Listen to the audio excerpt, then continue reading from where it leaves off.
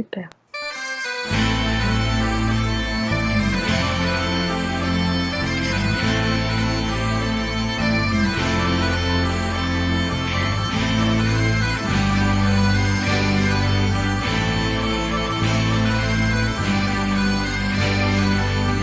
C'est dans 10 ans, je m'en irai, j'entends le loup et le renard chanter. C'est dans 10 ans, je m'en irai, j'entends le loup et le renard chanter. C'est dans 9 ans, je m'en irai, j'entends le loup et le renard chanter. C'est dans 9 ans, je m'en irai, j'entends le loup et le renard chanter.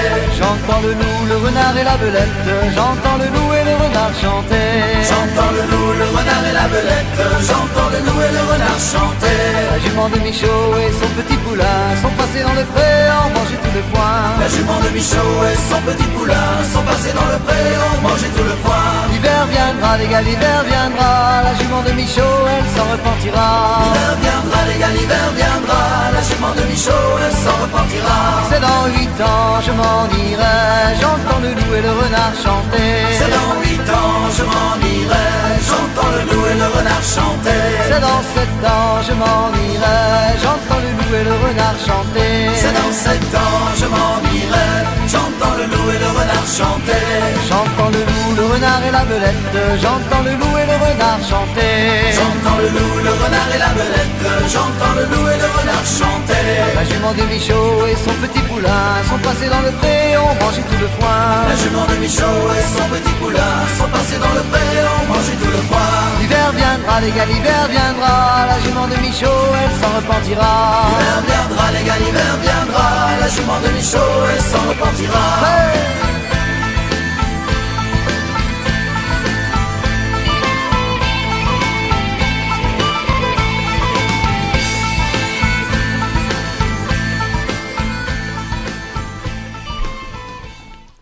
Bonsoir à tous, merci d'être fidèles à notre live de toutes nos journées, toutes nos soirées de la route de la fidélité.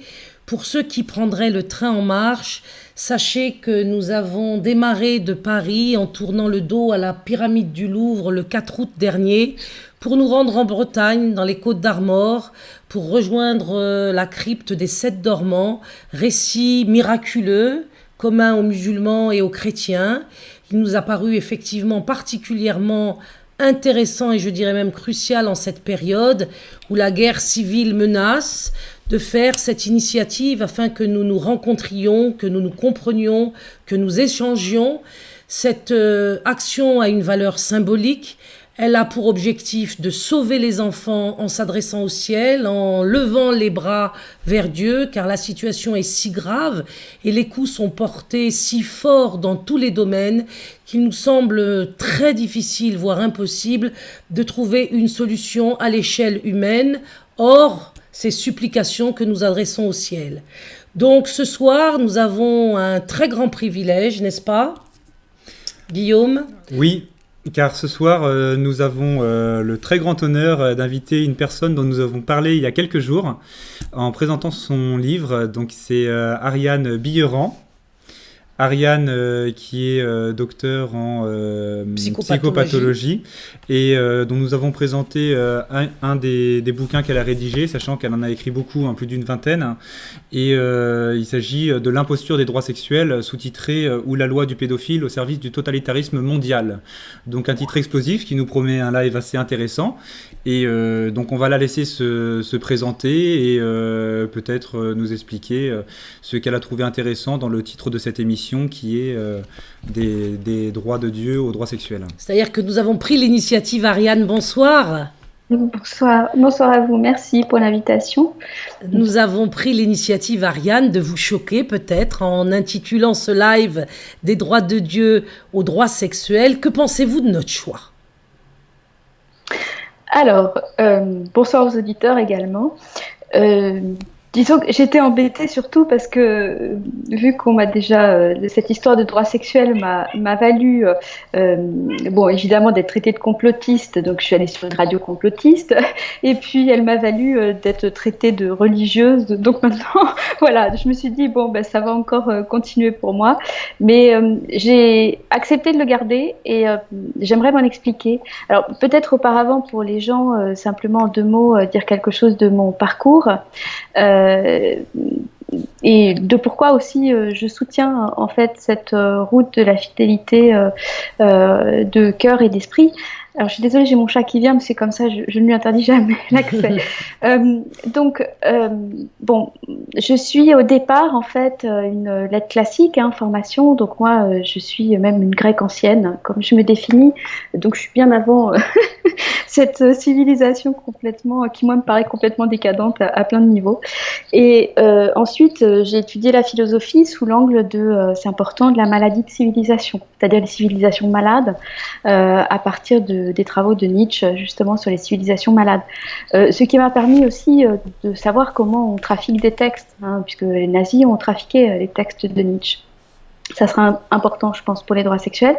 Et ensuite, donc, je suis allée en psychologie parce que je trouvais que en philosophie, il parlait beaucoup dans la théorie, mais il y avait peu d'expérimentation en pratique, et donc il fallait, voilà. Et moi, ce qui m'intéressait, c'est de voir comment fonctionne l'humain et surtout comment fonctionnent les abus de pouvoir. Donc, depuis toute petite, eu égard à ma propre histoire familiale, mais également là où j'ai grandi, puisque j'ai grandi en HLM à Saint-Denis, donc j'ai vu beaucoup de communautés, j'ai connu beaucoup de gens qui ont vécu des parcours de souffrance dans leur histoire, et donc cette question de l'abus de pouvoir m'a toujours questionnée, voilà, m'a toujours traversée, et donc c'est vraiment en psychologie, j'ai travaillé l'enfance maltraitée, et ensuite j'ai travaillé la question du délire, c'est-à-dire qu'est-ce qui fait qu'on en finit par parfois délirer aussi tous ensemble. Donc ça c'est important parce que ensuite dans mes travaux j'ai travaillé cette question du pouvoir au travers du harcèlement. J'ai passé 10 ans à faire des audits et des enquêtes dans les entreprises, donc à observer comment ça se passe, les groupes humains, qu'est-ce qui se passe, et finalement à trouver des schémas assez récurrents tout le temps, et à travailler cette question du totalitaire, et plus spécifiquement maintenant de la paranoïa, c'est-à-dire de cette pathologie délirante et contagieuse qui transforme finalement le langage et asservit les masses. Et c'est important ce point de vue-là, parce que le paranoïaque, c'est celui qui se prend pour Dieu. Donc finalement, j'ai décidé qu'on gardait, parce que pour plusieurs raisons, on garderait votre titre. Pour cette raison-là, que finalement le système totalitaire, et les droits sexuels en font partie, de mon point de vue, nie complètement l'idée de Dieu, puisque le paranoïaque se prend pour Dieu, et c'est bien tout le problème qu'on a actuellement, c'est-à-dire un être humain qui joue à l'apprenti sorcier dans plein de domaines, voire à la totalité de ce qui concerne justement ce envers quoi il ferait bien d'être un petit peu humble, c'est-à-dire la naissance et la mort en particulier. Donc on est sur un être humain qui se prend pour le créateur à la place du créateur. Et en plus, ça m'a intéressé de conserver ce titre pour 2 autres raisons. J'ai beaucoup étudié la philosophie des religions au travers de, en tout cas mon maître à moi en philosophie qui est Hegel, et qui a fait de la religion, et en tout cas de l'idée de Dieu, une des formes de la rationalité.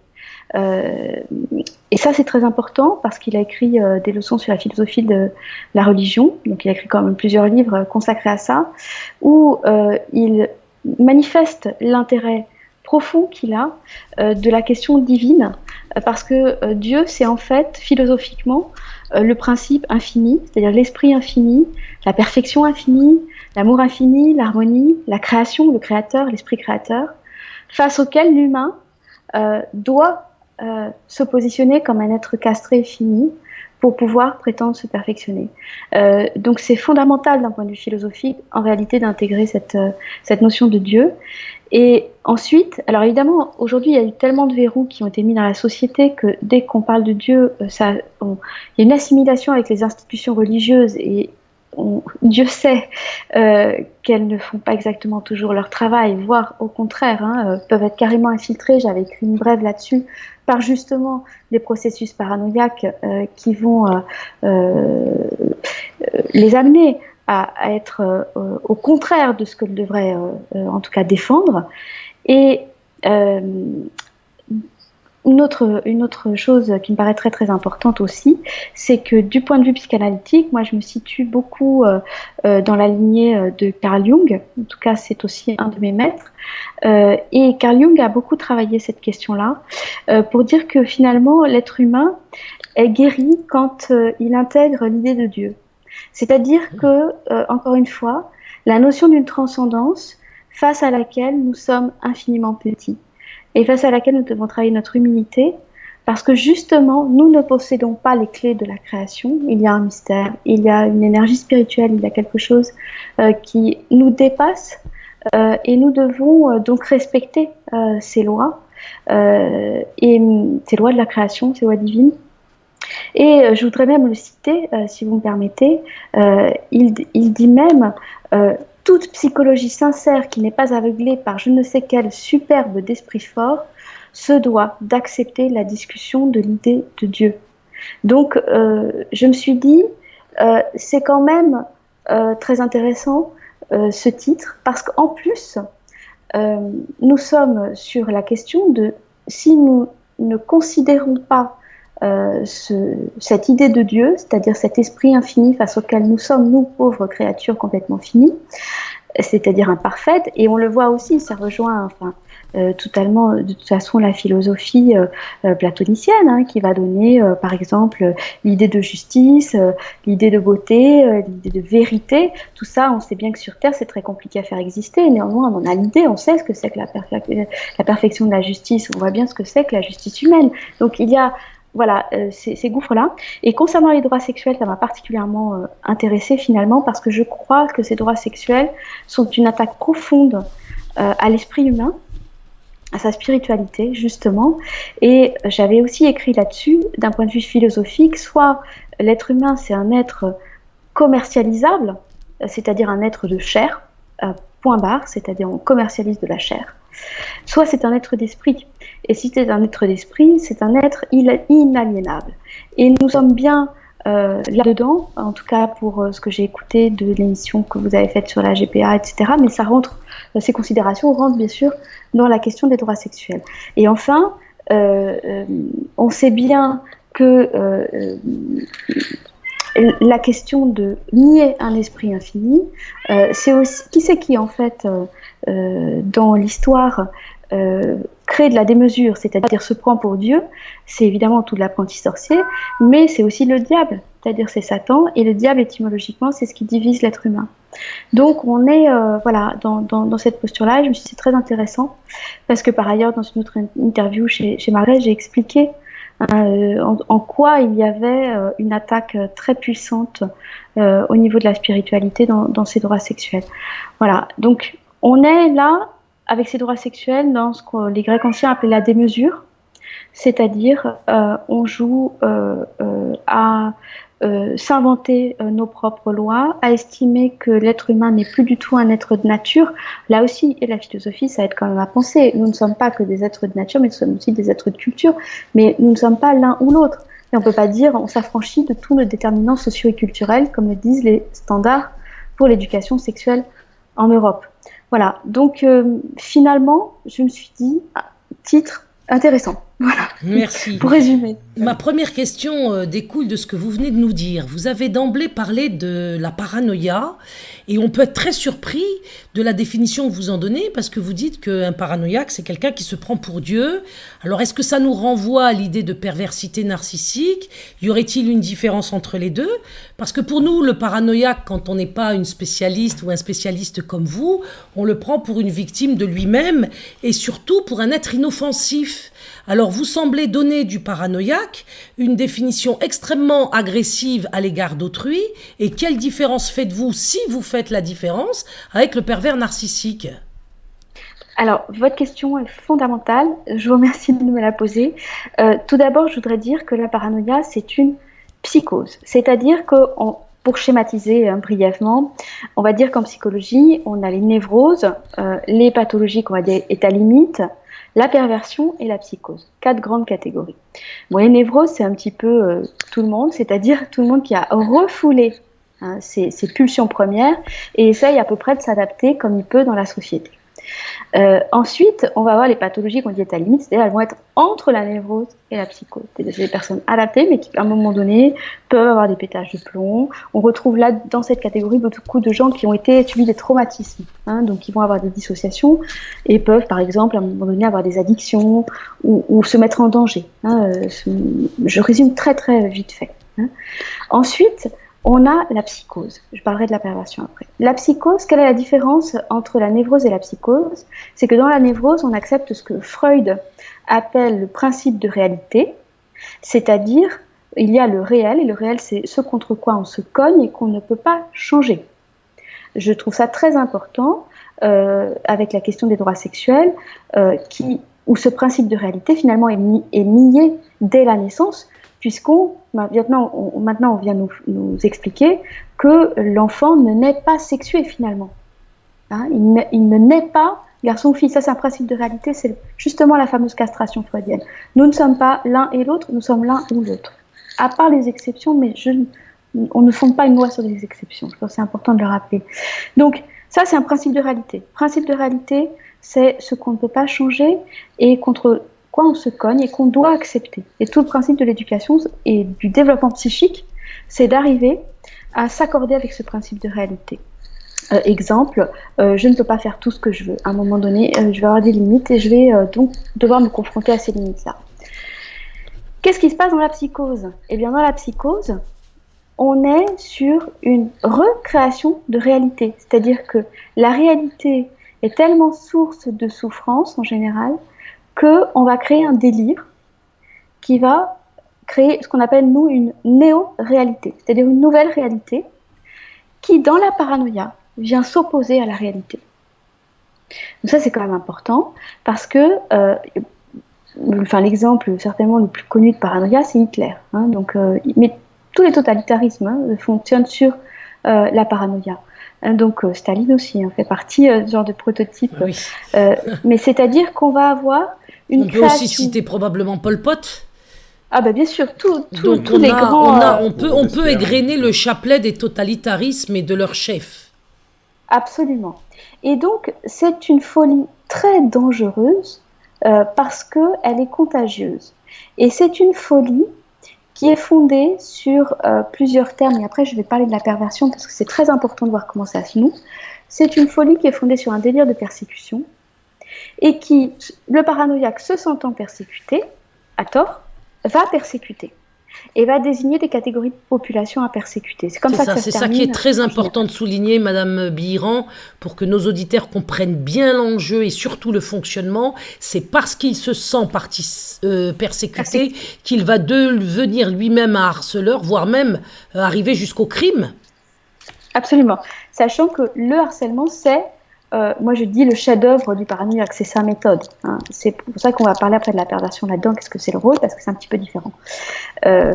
Donc, on a cette pathologie qui est délirante et qui va créer, je l'avais étudié dans un livre sur le délire justement, qui va créer de faux premiers principes à partir desquels on va dérouler tout le délire et ça va justifier de persécuter des catégories de population. Et c'est un délire contagieux par plusieurs types de manipulations, par des manipulations émotionnelles, donc ça elles sont assez connues, manipulation par exemple sur la terreur, ça je l'avais étudié sur le harcèlement, bizarrement ça se retrouve aujourd'hui en politique, c'est-à-dire on envoie des chocs traumatiques réitérés à certaines catégories de population pour les faire se soumettre, une stratégie de manipulation par l'empathie, c'est-à-dire que on va susciter l'empathie sur un cas pour faire accepter plein de choses derrière qui n'ont pas forcément de rapport avec le cas en question, mais dont on va dire que c'est en rapport. Et ça, c'est manipulation émotionnelle. Il y a les manipulations mentales. Donc les manipulations mentales, c'est les manipulations par le langage. C'est sur quoi, en tout cas, je travaille beaucoup parce que ça me paraît extrêmement important de bien décrypter tout ça. Est-ce que vous pourriez, par exemple, nous donner, à propos du langage, un exemple de manipulation mentale ? que les gens se rendent Oui. compte un petit peu.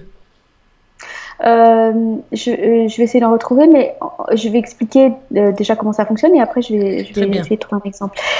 En fait, c'est-à-dire qu'on va créer notamment dans ces manipulations de langage ce qu'on appelle des néologismes, qui est le marqueur du délire. C'est pas moi qui le disais, c'était Lacan. C'est-à-dire que le néologisme, c'est quoi? C'est un mot qui n'existe pas dans le vocabulaire courant et on va le créer ce qu'on appelle la novlangue. Et quand on voit ça apparaître, quand on voit apparaître ça, il faut vraiment se méfier. C'est-à-dire qu'on va avoir des sigles, toute une novlangue dans laquelle les gens vont projeter des choses. C'est-à-dire que le même terme, ils vont projeter des choses dedans. On va en parler par rapport au droit sexuel de toute façon, mais par exemple, on voit très bien, il y a par exemple un néologisme actuel, c'est hétérosexuel, ou cissexuel, ou pansexuel. C'est des mots qui n'existent pas dans le vocabulaire. Et donc on va créer des mots dans lesquels tout le monde va projeter sa petite sauce, et ça va rendre incommunicable. Et ça va, du coup, cette fonction, ce caractère incommunicable, va créer des divisions entre les gens, puisqu'ils ne vont plus pouvoir s'entendre sur le caractère du langage, on va dire référentiel, où on s'entend sur les mots et donc on peut discuter entre nous. Et donc ça va projeter chacun dans des émotions et des prises de parti d'opinion et d'émotion, en fait. C'est-à-dire que selon qu'on se sent plus ou moins ça ou ça, on va aller dans tel camp. Et c'est comme ça que fonctionne la paranoïa. Ça a été étudié dans le nazisme. D'abord, ça a été étudié par Goebbels. Parce que Goebbels, lui, il avait son ministère de la propagande. Donc il fallait bien qu'il sache comment on fait pour créer ce que j'appelle des néocerveaux, des néocerveaux chez les gens, comme ce terme de droit sexuel. Droit sexuel, en fait, c'est une contradiction absolue dans le terme. Donc ça, c'est un exemple. Ou même éducation sexuelle, ça j'en avais déjà un petit peu parlé. Éduquer, c'est sortir l'enfant de son état de pulsion. Donc ça n'est pas éduquer à une pulsion. Et quand on accole les deux mots, en fait, on crée du paradoxe. Et quand on crée du paradoxe, ça verrouille tout. Oui, j'aimerais, si vous le permettez, citer Goebbels, puisque vous venez d'en parler, une citation que j'ai trouvée dans votre livre, donc, qui est disponible, je le répète, sur Amazon, dont le titre est « L'imposture des droits sexuels », et vous avez choisi de nous transmettre une citation de Goebbels tirée de son journal, que je trouve particulièrement importante à comprendre. Donc, puisque vous venez de nous tendre la perche, si vous me le permettez, Ariane, je souhaiterais donc citer ce Goebbels que vous nous rapportez vous-même dans votre ouvrage. Je cite donc, ouvrez les guillemets, « Nous ne voulons pas convaincre les gens de nos idées ». C'est quand même grave cela, parce que c'est le refus du dialogue, c'est le refus du partage, c'est le refus de trouver en face de soi quelqu'un d'autre que soi-même. Donc nous ne voulons pas convaincre les gens de nos idées, je reprends, nous voulons réduire le vocabulaire de telle façon qu'ils ne puissent plus exprimer que nos idées. C'est vraiment terrible et c'est ce qui se passe un petit peu actuellement, je peux le dire, dans le cadre de l'instruction ou plutôt de l'éducation nationale, puisque le vocabulaire au sein de cette institution tend, je dis bien tend, à se réduire comme peau de chagrin. Alors est-ce que nous serions dans cet objectif ? Ma réponse est oui, clairement oui. Il y a un mot très, très évident qui vient de me revenir en termes de néologisme, c'est le terme complotiste. Complotiste, qu'est-ce que ça veut dire ? Qui va nous le définir ? Qui va nous le définir ? Et comme ça n'est pas défini, ça crée une espèce de sac poubelle dans lequel on va mettre tous les indésirables. Et il y aura eu un marqueur comme ça négatif dans la propagande qui fait que tous les indésirables, c'est-à-dire tous ceux en réalité qui contestent et qui invitent à réfléchir, vont basculer et avec des processus de stigmatisation. Donc ça, c'est un des exemples de néologisme. Mais enfin, on en a plein. Et le nazisme fonctionnait aussi comme cela, puisqu'il s'agit de réinventer la langue. Une fois qu'on a réinventé la langue, les gens sont perdus parce qu'ils n'ont plus de moyens de penser. Et ça peut donc conduire très facilement à une police de la pensée, très soft, c'est-à-dire par du marketing de la langue, qui introduit une doxa officielle. Et je voudrais dire que je soutiens justement cette route de la fidélité pour cela en grande partie, c'est-à-dire cette capacité à inviter à l'union des personnes, en tout cas des courants, oui, on pourrait dire même des communautés, que le pouvoir cherche à diviser. Et il cherche à les diviser par le langage. Et à chaque fois, c'est vrai qu'il faut être très attentif à comment on nous présente les choses au niveau du langage. Et c'est la raison pour laquelle moi je vais parler avec tout le monde, parce que je crois qu'il faut, en tout cas tout le monde qui m'accorde les conditions d'une interview respectueuse, parce que je crois qu'il faut redonner aux personnes l'exemple du dialogue. Aujourd'hui, où dès qu'on dit quelque chose, si ça, par malheur, ça passe dans une case, parce que c'est des cases très préconçues qui ont été édictées, on est tout de suite amalgamé et on n'a plus le droit de parler. Donc c'est quand même très questionnant. Et ça, ce sont des processus totalitaires paranoïaques. Moi, j'ai fait tout un chapitre dans mon livre sur la paranoïa, sur ce que j'ai appelé la sophistique paranoïaque, c'est-à-dire, sophistique, c'est le faux raisonnement, on le retrouve à la base des droits sexuels, c'est-à-dire comment est-ce qu'on arrive à nous vendre des poires à la place de pommes. Et je crois croire qu'un carré est un cercle, comme vous le dites si joliment dans votre livre. Absolument. Et en fait, je crois que ce démantèlement de l'instruction publique, effectivement, de toute façon, Condorcet disait bien que pour que le citoyen existe, il faut qu'il reçoive une instruction publique, c'est-à-dire vraiment quelque chose qui lui permet de développer son esprit critique. Or, on voit bien aujourd'hui qu'il y a toute une politique qui date d'un certain temps, comme mon père les appelait des pédagogues, et qui effectivement vise à démanteler, en tout cas moi je le vois dans ma propre spécialité initiale, puisque je suis détentrice d'un concours, le CAPES classique, qui n'existe plus. Et on vient nous expliquer qu'aussi on enseigne quand même encore le latin et le grec. Mais si on l'enseigne, alors pourquoi le concours a été supprimé? Donc tout est fait dans et voilà. Et c'est vrai que ça, en tout cas, moi de l'intérieur, cette destruction du latin et du grec, dont Hegel disait le caractère fondamental pour justement apprendre l'abstraction, c'est-à-dire la capacité de penser, je n'y vois qu'une malveillance, effectivement, politique, alors voulu ou pas, ça peut être simplement par ignorance et incompétence. Ouais, et puis elles ont été remplacées aussi, parce qu'à la place, on peut avoir des unités d'évaluation en études de genre et des choses comme ça dans les universités. Maintenant, il y a des diplômes qui, dans les universités françaises où effectivement on valide des études de genre. Voilà, sur quand même des fondements idéologiques qui ne sont pas définis. Je suis désolée, mais moi le genre, j'aimerais qu'on le définisse. Je connais le genre comme catégorie grammaticale. Et à partir de concepts flous, et c'est bien là-dedans, tout à l'heure je vous donnerai la définition des droits sexuels, vous êtes éclairés, vous demander, vous me l'avez retiré de la bouche. Je disais, puisqu'on parle de définition, est-ce qu'on peut effectivement vous demander la définition des droits sexuels ? Parce que c'est important, vous savez, les gens aujourd'hui sont pris dans un quotidien que vous imaginez parfaitement, qui est un quotidien qui est empreint de nombreuses contraintes. Nous avons la chance, nous, de nous rendre vers les 7 dormants, comme je l'ai dit au début de cette émission, dans le cadre de la route de fidélité, mais tout le monde n'a pas ce privilège, je dirais, d'avoir cette disponibilité qui permet aussi de réfléchir et d'acquérir des connaissances qui permettront par là même de se déterminer.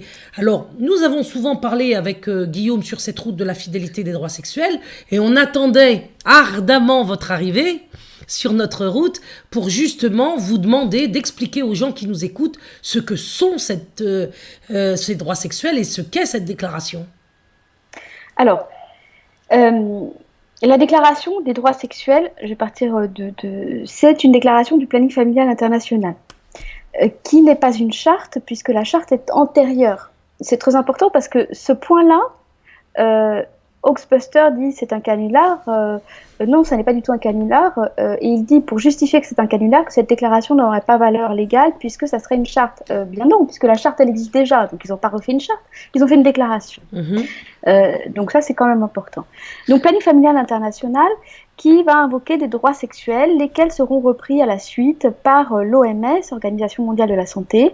Et donc, ce sont des droits sexuels qui sont applicables à tous les pays du monde et dont on estime qu'ils sont équivalents aux droits humains. Et nous avons une émanation de ces droits sexuels dans ce qu'on appelle, c'est une sous-catégorie de ces droits sexuels, l'éducation sexuelle des enfants, au travers des standards pour l'éducation sexuelle en Europe, qui donc vont nous dire comment doivent être éduqués les enfants à partir d'une explication dite scientifique du développement psychosexuel de l'enfant dès la naissance. Ça, je vous brosse le tableau. Mais alors, moi, c'est vrai que je suis partie à la base de ces textes internationaux pour les étudier littéralement, voilà, pour voir qu'est-ce qui se passe dans ces textes. Et c'est vrai que j'ai trouvé des textes extrêmement confus, c'est le moins qu'on puisse dire. Alors, je vous donne la définition des droits sexuels, parce que je crois que c'est important. J'ai essayé. J'ai vraiment essayé, et puis je vous dis, je suis aussi allée lire les textes en anglais et en espagnol, parce que je me disais, c'est pas possible, c'est très confus en français. Alors, les droits sexuels seraient une composante des droits humains. C'est-à-dire des droits de l'homme, les droits humains, Madame Biran ? Oui. D'accord. Oui, ils le disent après, hein, mais donc, ils disent les droits sexuels qui sont des droits humains. Je vous prends des citations. Doivent être respectés dans la sphère publique en général. Donc droit sexuel, sphère publique, c'est de la définition, hein, il n'y en aura pas d'autres, hein, sont une composante des droits humains, ne peuvent être ignorés et doivent être exigés. On nous dit le moment est venu de les exiger. Et c'est tout. Si je peux rajouter qu'ils sont fragiles, je vous cite, hein, c'est une citation, ça c'est la définition. Fragiles, ignorés ou considérés par beaucoup comme ambigus. Ils diffèrent des droits en matière de reproduction. Il nécessite un nouveau code de pratique spécifiquement axé sur la sexualité. Il nécessite de bénéficier des services les plus perfectionnés dans le domaine de la santé physique et mentale. Ils sont interreliés avec les droits au développement, à la liberté, à l'égalité et à la dignité. Donc, ils relèvent des droits humains qui sont à la fois universels et indivisibles. Et ce sont des droits humains liés à la sexualité. Et il constitue un ensemble de droits relatifs à la sexualité qui émanent des droits à la liberté, à l'égalité, au respect de la vie privée, l'autonomie, l'intégrité, la dignité de tout individu. Donc quand vous parlez de tous les pays, quand vous dites ça concerne tous les pays, ça concerne également des continents comme l'Asie, l'Afrique, l'Amérique latine, ou est-ce qu'on ne vise et ne cible pour l'instant que l'Europe et les pays occidentaux ? Non, ça concerne tout le monde. Je crois que justement, il y a un site qui s'est formé de citoyens qui s'appelle Alerte Éduc-Sexe, qui a mis en valeur le fait qu'en Asie, justement, il y avait aussi cette grande promotion des droits sexuels. En fait, ça concerne tous les pays du monde, hein. Mais il y a des pays qui sont plus ou moins, ou en tout cas des zones géographiques qui sont plus ou moins ciblées. En ce moment, comme j'ai dit dans mon livre, l'Europe est un laboratoire, c'est-à-dire que par le biais des standards pour l'éducation sexuelle en Europe, nous faisons office de laboratoire avant extension totale et sans frein au reste du monde. Alors, est-ce qu'on peut dire, Ariane, que si nous parvenions à créer et à lever une résistance en Europe, on épargnera par là même les autres continents ? Je le pense. Alors, il faut savoir que c'est très avancé aussi en Occident en général, hein. Voilà, mais je pense que nous avons une responsabilité immense, en particulier nous, la France, du fait d'être encore dans les mémoires un modèle pour le monde et d'avoir porté des valeurs de par notre passé historique. Et je crois que c'est absolument essentiel que se crée une résistance en France qui malheureusement peine à venir quand on regarde en comparaison d'autres pays et avec un espèce d'endoctrinement général, mais pour cause, puisque personne ne parle de ces droits sexuels et encore moins de l'éducation sexuelle, alors que c'est dans les programmes et que c'est écrit sur des textes officiels. Alors on m'a même rétorqué, oui, mais c'est pas parce que c'est écrit que c'est appliqué, donc c'est encore plus grave. Je veux dire, c'est encore plus grave. Il faut voir qu'est-ce qui se passe. Donc là, je vous ai donné la définition pour vous dire à quel point c'est flou. Mais là où c'est beaucoup plus problématique, c'est que ce texte-là, cette espèce de texte fondateur qui émane donc non pas d'instances susceptibles de légiférer sur le plan international, mais du planning familial international, ce texte, et ensuite qui est repris par l'OMS, ne fait jamais aucune mention à la protection des mineurs. Alors, excusez-moi Et encore de vous interrompre. Sur le chat, il y a quelqu'un qui vous réclame, qui vous demande, pardon, où trouver ces textes. Surtout ceux qui montreraient la mise en œuvre de ces procédures sexualisantes de manière précoce de surcroît en direction des enfants. Est-ce qu'on peut citer, est-ce que vous savez sur quel site, par exemple, pourraient se rendre les familles pour s'informer? alors, moi, j'ai déjà mis énormément il faut suivre ma page Facebook parce que j'ai mis Très énormément bien. de liens. Alors, ce qu'il faut comprendre, la déclaration dont je parle, la déclaration des droits sexuels internationaux, il faut la prendre en version longue, hein, pas en version abrégée, parce que la version abrégée, elle est très sympa et édulcorée. Et vous avez toute la première partie qui opère sur le mode de la capture perverse, c'est-à-dire ce que moi j'appelle le bonbon empoisonné, c'est-à-dire que c'est plein d'idéaux extrêmement. Là, il faudrait que je parle après de la perversion en rapport avec la paranoïa, et plein d'idéaux qui vous font rêver. Donc là, vous dites, ah, si c'est ça les droits sexuels, j'adhère, quoi. Et puis ensuite, quand on va un peu au fond des textes, on prend peur. Et donc ça, cette déclaration, les standards pour l'éducation sexuelle en Europe sont disponibles aussi.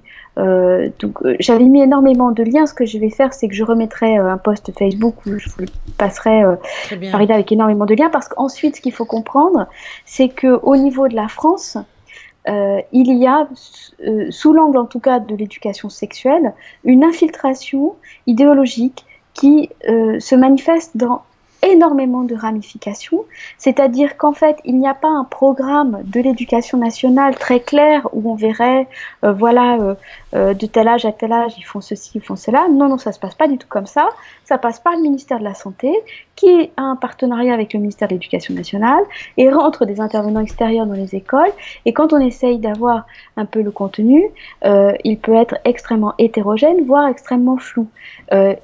Et de surcroît, s'ajoute à cela que de toute façon, et je l'ai vu à plusieurs reprises cité sur les sites officiels, les standards pour l'éducation sexuelle en Europe sont cités comme référence.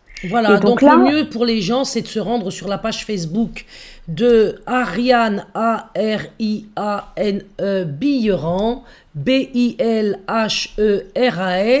qui sera la plateforme de départ qui vous permettra de retrouver toutes les sources. il n'y a pas que ça, hein. Il y a donc un site citoyen qui s'appelle Alerte Eduxex qui s'est créé. Il y a aussi donc les professionnels de santé mentale de l'enfance qui ont créé donc j'en ai fait partie pour une pétition, hein, pour dénoncer l'imposture des droits sexuels et de l'éducation sexuelle au regard des enfants, parce qu'il faut bien savoir que en fait tous ces, pour vous prendre un exemple, tous ces standards, par exemple les standards pour l'éducation sexuelle en Europe, pour rédiger le chapitre sur le développement psychosexuel de l'enfant, ils n'ont pas fait appel à des psys de l'enfance, hein. Ils ont fait appel à Sensoa en Belgique, qui est une association militante pour les droits sexuels. Je ne sais pas trop comment ça se prononce, Rutgers Miso Group, qui est le planning familial national des Pays-Bas. Voici les sources scientifiques pour rédiger le chapitre sur le développement psychosexuel de l'enfant. Et les standards sont basés aussi sur CIECUS, qui est en fait un organisme qui a été créé par l'Institut Kinsey pour promouvoir l'idéologie de Kinsey sur la sexualité et l'éducation sexuelle dès le plus jeune âge. Donc je renvoie aussi, très important, fondamental, je renvoie au site dondebamos.com, qui est un site qui œuvre depuis longtemps pour dénoncer la pédocriminalité avec des journalistes d'investigation. Vamos, qui veut dire en espagnol, où va-t-on? Où va-t-on? Oui, c'est la question qu'il faut effectivement se poser. Donc le site, je le répète parce que les gens prennent note, Oui. Donde Vamos, c'est le site que nous conseille Madame Billeran pour .canalblog.com, donc canalblog.com. Et il y a 3 articles notamment à aller voir parce que justement, il y a eu un travail qui a été fait au moment où j'ai fait mon alerte. Un article qui s'appelle « Quand l'éducation sexuelle et les droits sexuels zappent la protection des mineurs ». Un autre article, donc c'est très bien étayé, il y a les sources, on voit même qui finance tous ces trucs-là, et donc c'est très intéressant. On a un autre article qui s'appelle « à l'origine des concepts de droit sexuel et d'éducation sexuelle. C'est quand même toujours important de revenir à l'origine, parce que comme je l'ai dit dans la récente interview que j'ai donnée chez Marc Gray, ça n'est pas Freud qui a dit que l'enfant était sexualisé dès la naissance. Alors là, je vous arrête tout de suite. Pourquoi? Parce que dans le chat, au début de votre intervention, on a eu une volée de bois vert concernant Freud, et on a eu de vertes critiques contre ce psychanalyste, le prenant évidemment dans chacune des interventions que j'ai pu lire comme un monstre. Alors, que répondez-vous? Alors, je réponds que la réalité est plus complexe que ça. Pourquoi? En fait, c'est très important. Il se trouve que Freud a émis une théorie qui est la théorie des 3 essais sur la théorie sexuelle, une théorie sexuelle, mais qu'il va falloir d'une part recontextualiser au regard des traductions. Alors, il se trouve que j'ai enseigné, moi, la théorie sexuelle infantile à l'université, donc vous imaginez bien que si ça avait été des théories pédophiles, je ne les aurais pas enseignées. Et d'autre part, il y a au regard de Freud quelque chose qu'il a eu lui dans son parcours qui n'a pas été très clean, notamment au regard des abus sexuels infantiles, puisqu'au départ il a fait ressortir l'ampleur des abus sexuels infantiles comme d'autres psychanalystes. Et lui s'est pris la volée de bois vert et a dit non, finalement ce sont peut-être des fantasmes. Et à partir de là, la psychanalyse s'est divisée en 2. Il faut bien que les gens comprennent, c'est-à-dire toute une partie de la psychanalyse qui au XXe siècle a travaillé sur le psychisme de l'enfant et sans laquelle, et je ne parle pas de Dolto, je fais une petite parenthèse, et sans laquelle, mais je parle de Winnicott, je parle de Janie Aubry, je parle de gens qui ont vraiment travaillé la vie psychique, et même du nourrisson. Donc la question du lien à la mère, qu'est-ce qui se passe psychiquement dans le ventre, qu'est-ce qui se passe psychiquement dans les premiers accordages entre l'enfant et la mère. Donc pourquoi effectivement on ne peut pas arracher brutalement un enfant à sa mère pour aller le vendre par exemple. Ça c'est la psychanalyse qui va nous aider à le penser. Donc on ne peut pas jeter le bébé avec l'eau du bain. Et cette psychanalyse-là, c'est un courant on va dire qui s'est créé on va dire à partir de Ferenczi, un des disciples de Freud, qui s'est opposé à Freud pour dire si, au vu de l'ampleur des déclarations que nous avons en cabinet sur les abus sexuels infantiles, on peut dire que là est le problème majeur de la société. Et on a tout un autre courant, plus pervers, qui a contribué, et dont évidemment qui a enrichi des idéologies pédophiles, et qui a contribué à dire non mais l'enfant il est sexualisé, etc. Alors si on revient au texte, celui qui a dit que l'enfant est sexualisé dès la naissance, c'est Kinsey. C'est Kinsey, oui. C'est Kinsey, c'est pas Freud donc. Voilà, donc Freud n'a pas dit ça. Ce que Freud a dit, c'est il y a des pulsions, et il parle du sexuel infantile qui n'a rien à voir avec le génital adulte, mais qui est plutôt de l'ordre de la pulsion de vie, ou d'une forme d'érotisme, mais qui n'a rien, et il le dit lui-même. Je vais vous citer un passage, parce que tellement c'est énorme en fait, cette interprétation des textes freudiens qui est faite aujourd'hui, et où d'ailleurs il y a une confusion entre l'Oedipe et l'inceste, c'est-à-dire qu'on nous fait croire maintenant dans les textes, y compris officiels, que l'Oedipe c'est le petit garçon qui veut coucher avec sa mère, et donc que c'est de l'inceste.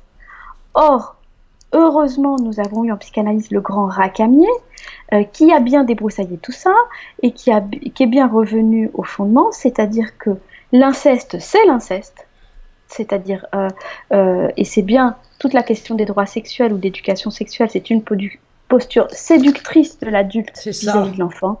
Donc on est bien donc de l'incestuel, comme le disait Racamier. Dans l'inceste, pardon, il y a l'initiative de l'adulte. Il y a la confusion des générations. C'est ça. Mais qui vient de l'adulte. Bien sûr. Oui. Et bien sûr.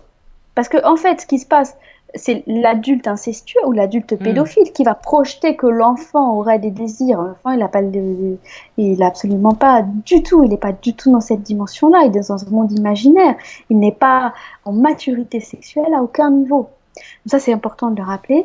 Et je voudrais dire, tellement c'est fondamental, l'Oedipe, défini par Freud, mais après je vous prends une citation parce que vraiment je me retrouve un peu avec la question du nazisme face au trafic de textes de Nietzsche. La question de l'Oedipe, c'est précisément une étape symbolique de l'enfant dans laquelle il va rencontrer les interdits du meurtre et de l'inceste qui vont lui permettre d'accéder à peu près entre 4 et 6 ans aux différences sexuelles, c'est-à-dire l'homme ou la femme, par rapport auxquelles il va falloir qu'il se positionne en tant que petit garçon ou petite fille, et les différences générationnelles. Donc vous voyez bien qu'on est dans une totale confusion, voire instrumentalisation des textes. Et donc je prends un exemple que j'ai déjà pris chez Margaret, mais bon, tellement il est énorme, parce qu'il nous cite dans ces textes-là, par exemple, le guide pour l'éducateur, parce que éducateur sexuel, c'est un nouveau métier, et oui, il y a des formations, c'est un nouveau métier. Donc, il y a un guide pour l'éducateur sexuel en France, pour les formations. Donc, dans ce guide-là, il nous parle de l'enfant pervers polymorphe. Donc ça, c'est quelque chose... Alors, pervers polymorphe, ça veut dire quoi? Alors, là, on va parler de la perversion de l'île. C'est vrai que tout ça, c'est très compliqué, mais c'est tellement fondamental de le comprendre. Oui. Pervers, ça veut dire dont la sexualité est détournée de son but. Ça, c'est les définitions initiales que donne Freud. Pervers, c'est ensuite tout ce qui va inverser les valeurs et instrumentaliser autrui, c'est-à-dire être en incapacité d'être dans un rapport d'altérité pour sa propre sexualité. Et ensuite, évidemment, ça va s'étendre à d'autres champs que la sexualité. C'est-à-dire, le pervers, pour avoir une sexualité, il faut qu'il instrumentalise l'autre. Donc souvent, c'est en lien avec le sadisme. Il lui enlève sa subjectivité. C'est en lien avec le sadisme, c'est en lien avec le fétichisme, c'est en lien avec le voyeurisme, c'est en lien avec l'exhibitionnisme. Et ce qui se passe, c'est que, c'est pour ça que je disais qu'est-ce qui se passe, c'est que Rakami, le psychanalyste Rakami a énormément, et j'ai continué à travailler sur ça à la suite de ses travaux, au regard de la paranoïa. La perversion est l'antichambre de la paranoïa. C'est-à-dire que une structure perverse va tout le temps instrumentaliser les autres. Mais au regard d'un événement qui va être compliqué pour la personne, elle va basculer en paranoïa sur le mode de la persécution. Ah, voilà. Et si vous voulez... Donc il y a des passerelles entre la perversité et la paranoïa. Il y a des passerelles absolument évidentes. Et en plus, moi je dis, les pervers aident le paranoïaque dans le système totalitaire. Pourquoi ? Parce que la perversion, c'est la logistique, l'argent, l'instrumentalisation, l'aliénation d'autrui. C'est très clair. Donc il met en place ça.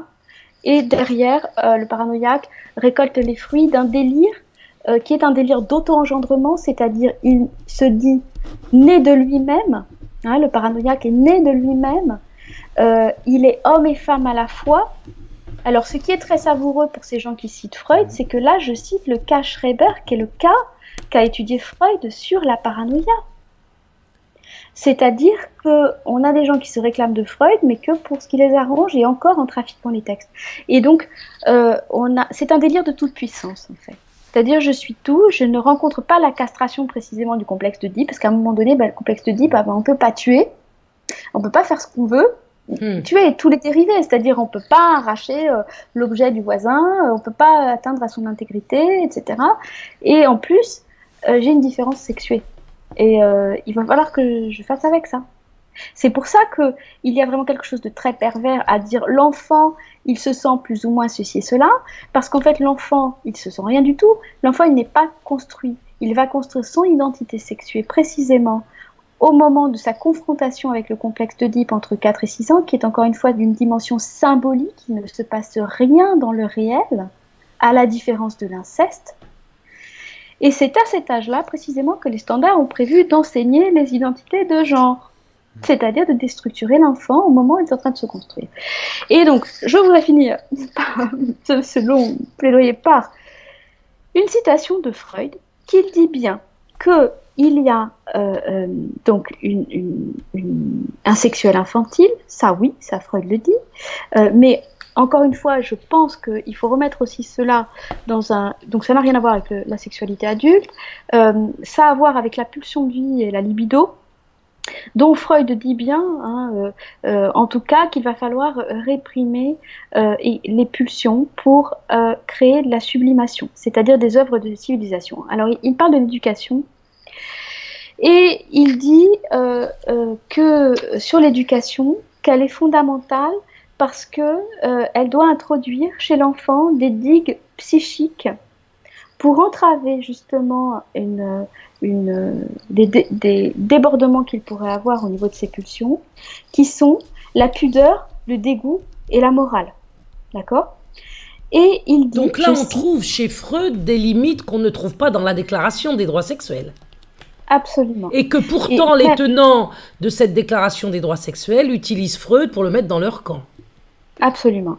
Et il dit, il est instructif de constater que sous l'influence de la séduction, il vient d'en parler avant, c'est la séduction adulte qui traite prématurément l'enfant comme un objet sexuel et qui lui fait connaître en des circonstances propres à l'impressionné, donc là on est bien dans le cadre de l'autorité, de l'école, etc., oui. La satisfaction des zones génitales. Donc il dit bien que sous l'influence de la séduction adulte, l'enfant peut devenir pervers polymorphe et être entraîné à tous les débordements imaginables. Et il dit à un autre endroit que je vais essayer de retrouver, voilà, il parle des éducateurs et il dit qu'instinctivement, les éducateurs font comme s'ils partageaient nos vues, donc il parle bien de siennes vues, sur la formation des forces défensives morales aux dépens de la sexualité, et s'ils savaient que l'activité sexuelle rend l'enfant inéducable. Inéducable. Donc Freud dit que si on encourage l'enfant, que si on séduit l'enfant au regard de la sexualité, il sera inéducable. Ce qui est reconnu, figurez-vous, par le rapport Rodriguez, qui nous explique lui aussi que la stimulation sexuelle de l'enfant le conduit à rompre ses liens avec la génération précédente. Donc voilà. Alors en matière de droits sexuels, j'aimerais bien qu'on voit quelque chose parce que vous ne pouvez pas vous imaginer, ou plutôt le savez-vous mieux que moi, combien cela peut étonner les gens de nous entendre dire et répéter les propos que vous tenez en ce moment, Ariane Billeran, parce qu'il se pose la question de savoir pourquoi l'État va se mêler de cette sexualité qui est celle de ses concitoyens, et pourquoi va-t-il s'introduire et créer des droits à jouir sur le plan sexuel. En quoi cela concerne l'État ? Et en quoi sommes-nous crédibles lorsque nous disons que effectivement l'État se mêle de cet intime-là ? Eh bien, alors, je vais citer, moi je suis évidemment, à partir du moment où l'État se mêle de l'intime, il devient totalitaire. Hein. C'est bien tout mon propos au regard de ces droits sexuels. Alors, il s'en mêle au regard de la Déclaration des droits sexuels, il s'en mêle... alors évidemment, il n'y a pas de loi.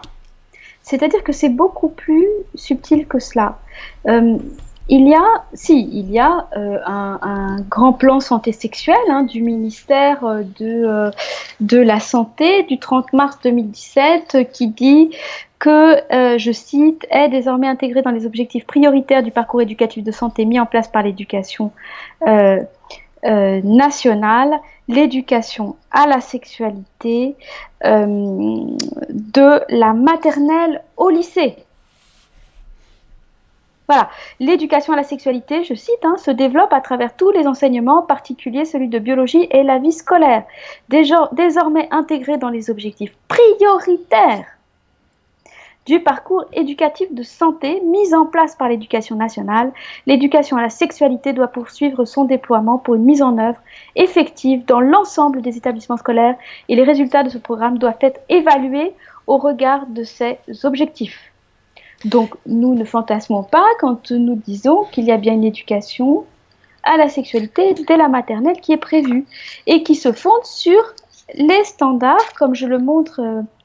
parce qu'il y a des ramifications à chaque fois et on retombe toujours sur les standards pour l'éducation sexuelle en Europe, qui ont une matrice que j'encourage vraiment tout le monde à aller voir. Donc déjà, le terme matrice devrait quand même vous faire bondir au plafond. Moi, il me fait bondir au plafond. Matrice de sexualité pour les gamins. Je ne sais pas où on est. Donc, entre 0 et 4 ans, donc il y a des modules, ils vont être évalués sur des compétences, etc. Enfin, bon, bref. Et c'est-à-dire que la notion de majorité sexuelle et de minorité sexuelle disparaît. Dans les textes, elle n'est jamais citée.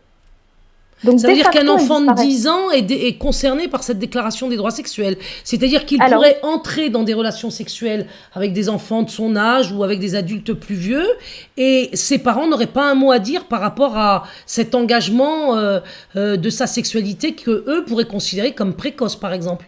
Les parents n'auraient plus de recours. devant un Alors, enfant qui aurait je- une activité sexuelle avec ses pairs ou avec des adultes. Est-ce qu'on en est là? Est-ce que c'est ce que veut dire ce texte? Je voudrais faire une petite précision Oui. très importante.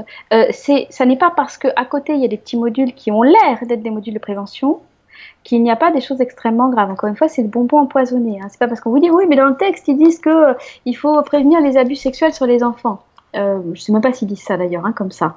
Le problème, c'est qu'à côté, ils disent l'inverse. Hein, donc, il faut quand même considérer ça. Et je dis toujours, ce n'est pas parce que vous êtes en couple, vous vivez des violences conjugales, ce n'est pas parce qu'il vous dit qu'il vous aime s'il vous frappe. Hein. Il faut quand même considérer le fait qu'il vous frappe. Donc là, on est là.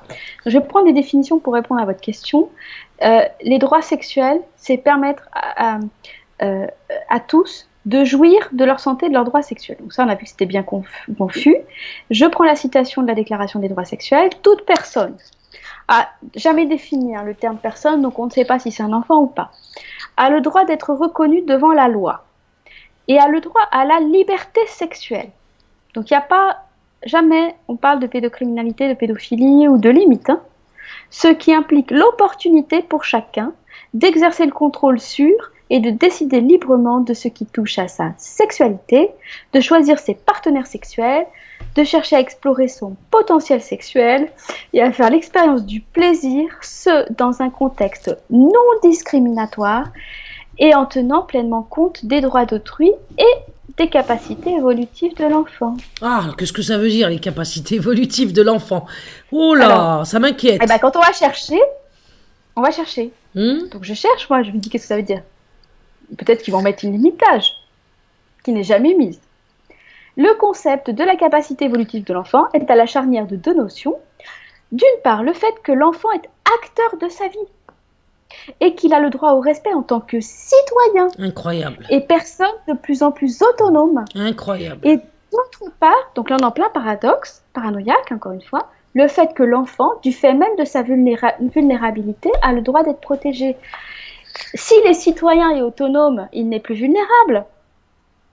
Mais si j'ai bien compris, il y a plus d'enfance, on est en train de gommer l'enfance de l'humanité. Nous n'allons avoir affaire depuis le berceau qu'à des adultes qui pourront effectivement exercer dans tous les domaines, y compris dans le domaine sexuel, en priorité, je dirais, dans le domaine sexuel, et tout ce qui n'est pas, tout ce qui relève en fait et qui est totalement reconnu depuis la nuit des temps de la précocité, de l'immaturité de l'enfant, est balayé d'un revers de main.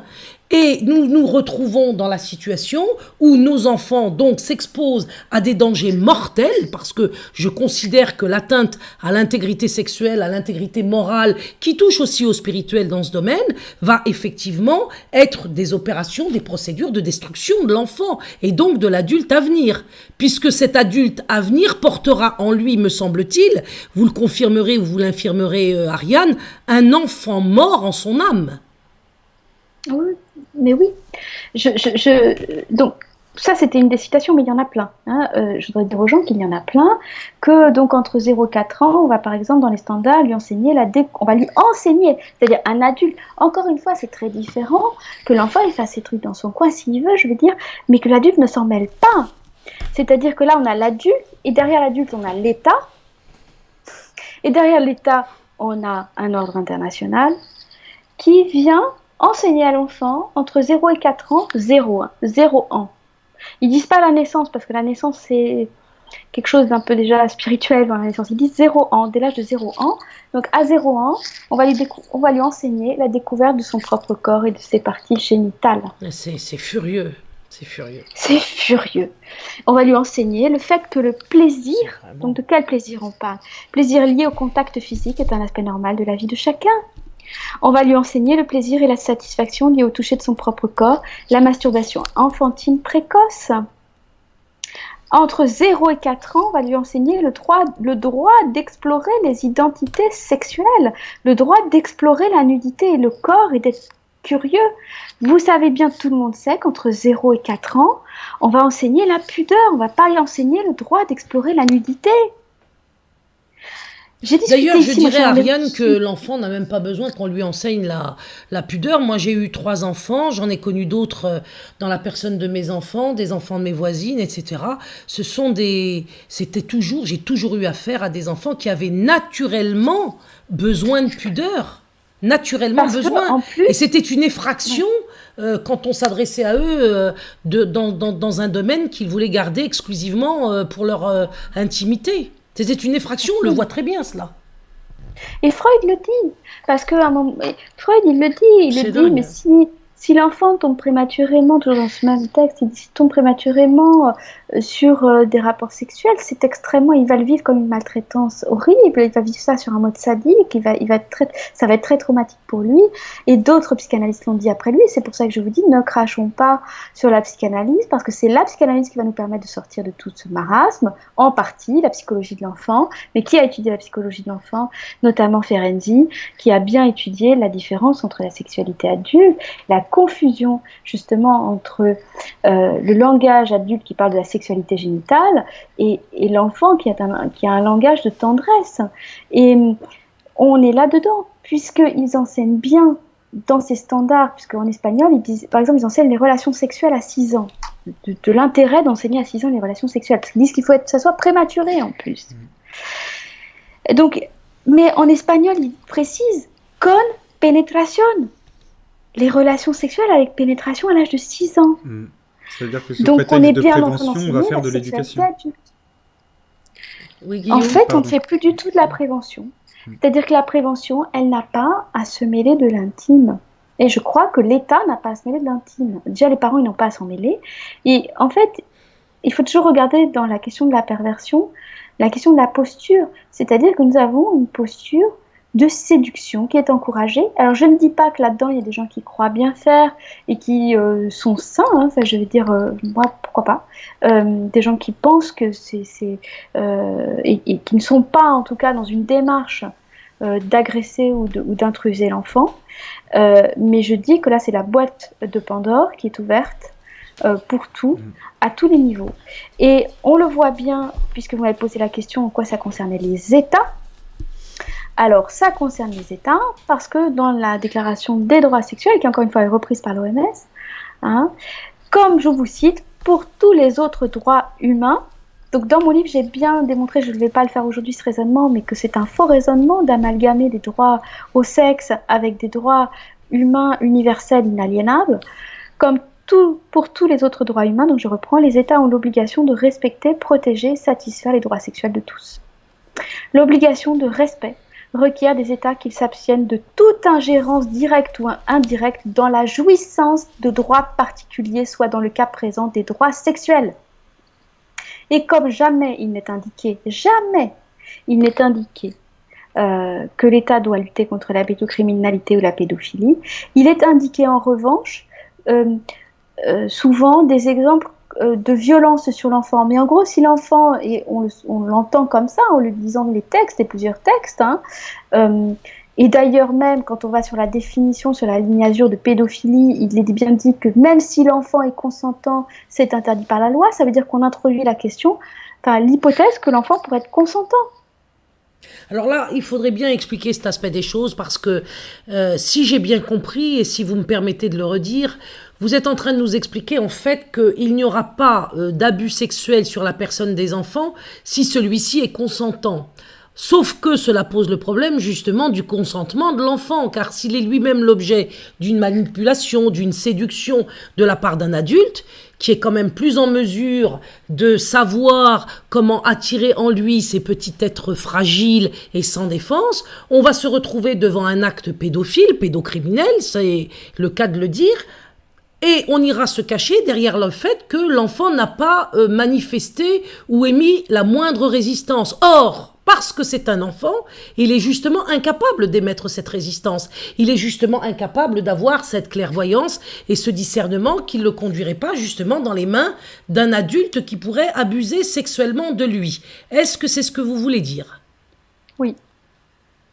Oui, et on le retrouve de toute façon dans cette confusion, cette notion de citoyenneté. L'enfant est responsable aussi dans le texte, hein, il est dit responsable.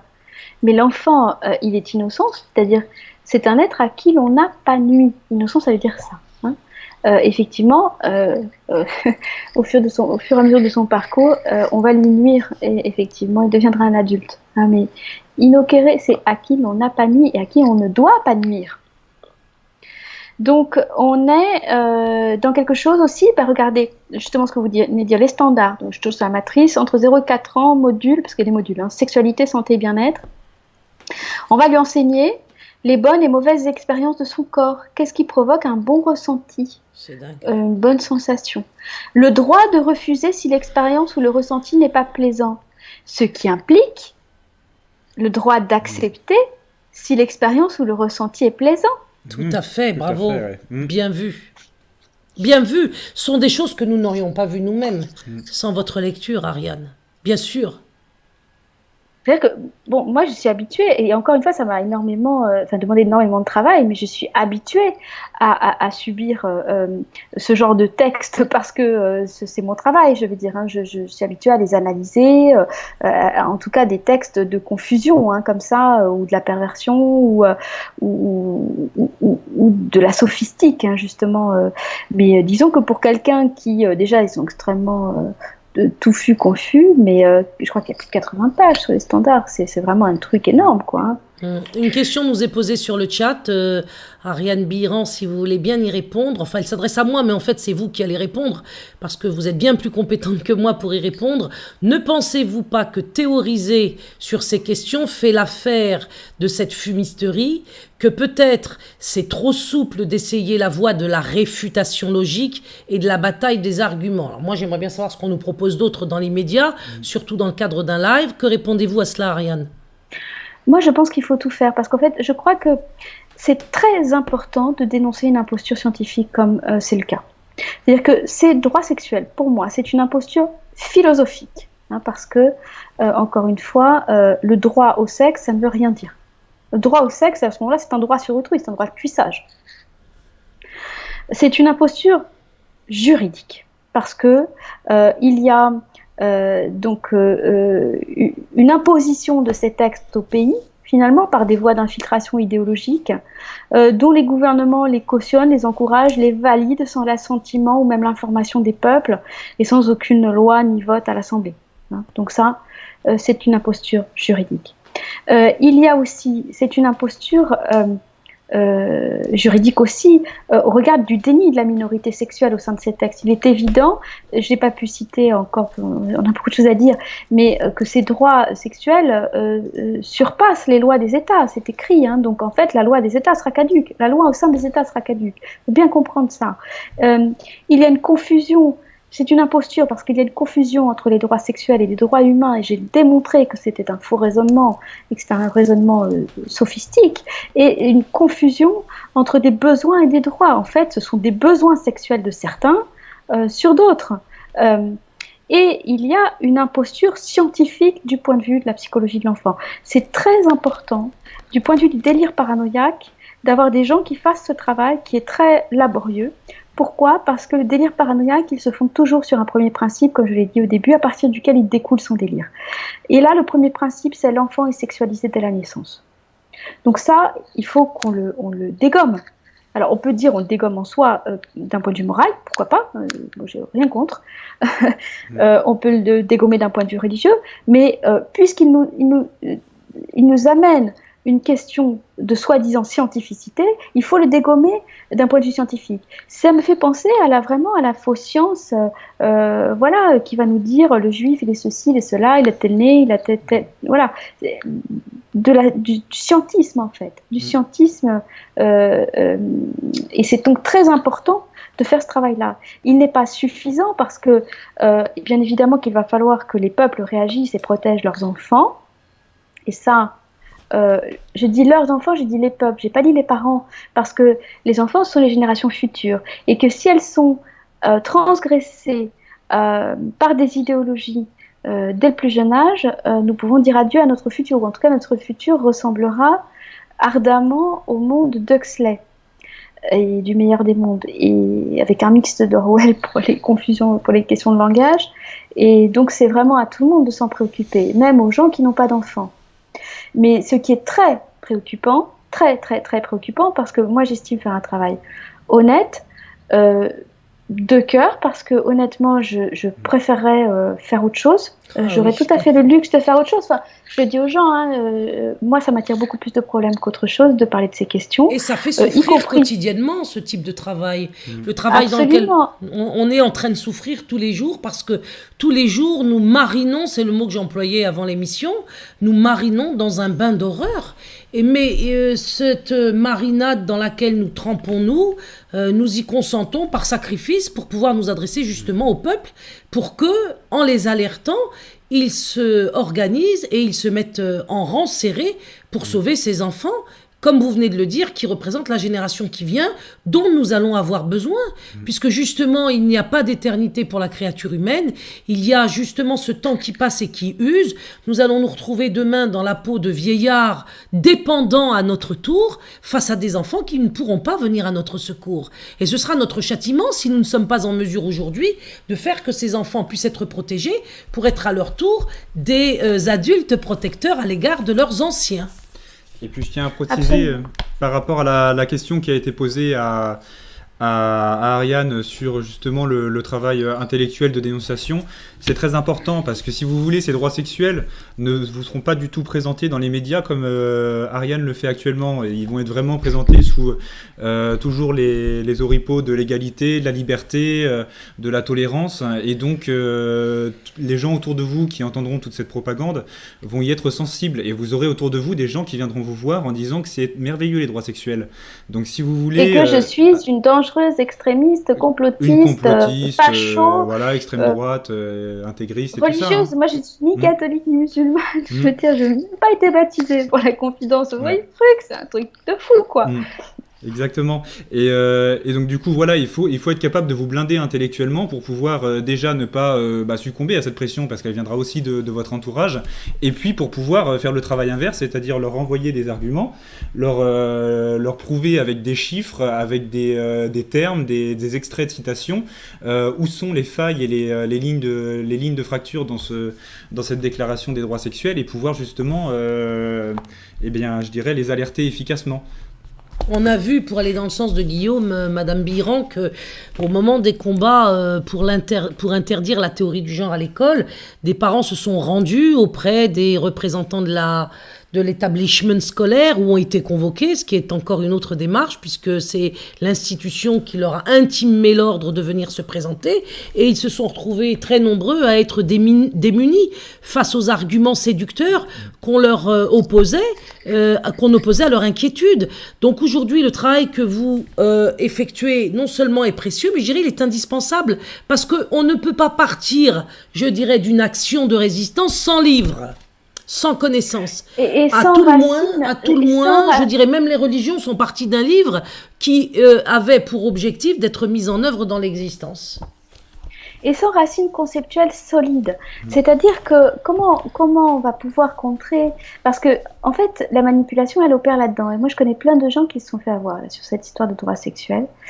Des féministes, c'est-à-dire qui croient qu'en valorisant la question de l'éducation sexuelle précoce, on va empêcher les violences sur les femmes, alors que ça va être exactement tout le contraire. Tout le contraire. Puisqu'on va introduire des notions chez les enfants qui vont leur donner des idées et qui effectivement vont entraîner davantage de violence. Donc on a cette première manipulation de féministes qui pensent qu'en faisant l'éducation sexuelle très tôt, effectivement on va entraver la violence sur les femmes. C'est pas du tout vrai. C'est au contraire, je crois, les droits sexuels, c'est l'expression la plus parfaite du patriarcat le plus archaïque qui soit sur les femmes et les enfants. On a les homosexuels qui sont manipulés là-dedans, puisqu'on va leur faire croire que c'est pour lutter contre les persécutions dont ils seraient victimes ou dont ils sont encore victimes. Parce que je dis seraient parce que je trouve qu'il y a beaucoup maintenant bien sûr qu'il y a des pays où c'est encore très grave, mais on est quand même maintenant dans quelque chose qui est un peu plus pacifié de ce point de vue-là.